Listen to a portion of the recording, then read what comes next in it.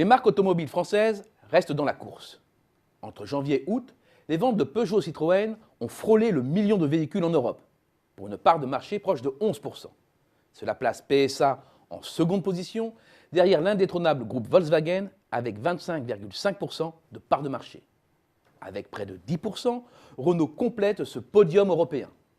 Conclusion, une voiture particulière sur 5 vendue en Europe est produite par un groupe français.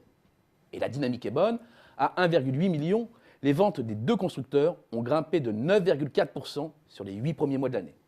C'est mieux que le marché, plus 5,8%. Et pour vendre plus, il faut produire plus. C'est le cas. La production mondiale de véhicules légers de PSA et Renault est en hausse de 2,4% au premier semestre. C'est une bonne nouvelle, mais la France est-elle pour autant une terre de production automobile en renouveau? La réponse est mitigée, car les stratégies industrielles ont complètement modifié la géographie de la production au milieu des années 2000. En 2003, 58% de la production totale des deux grands groupes français était réalisée en France, soit l'équivalent de 3,2 millions de véhicules montés. 10 ans plus tard, cette part est tombée à 28% et la production made in France a chuté à moins de 1,5 million d'unités. C'est plus de 2 fois moins. En cause, les deux virages stratégiques des constructeurs. D'abord, délocaliser pour produire à bas prix pour une demande émergente en plein essor. Ensuite, assembler dans les régions à faible coût pour approvisionner les pays d'Europe de l'Ouest, dont la France. Alors, cette tendance est-elle inéluctable? La réponse est donnée par deux constructeurs étrangers.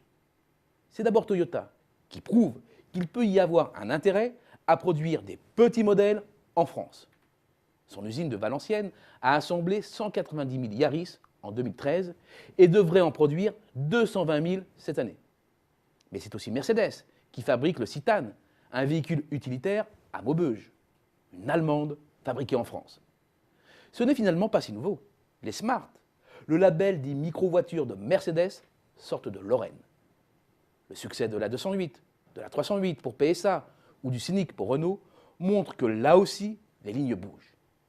Il est bien sûr bien trop tôt pour crier victoire.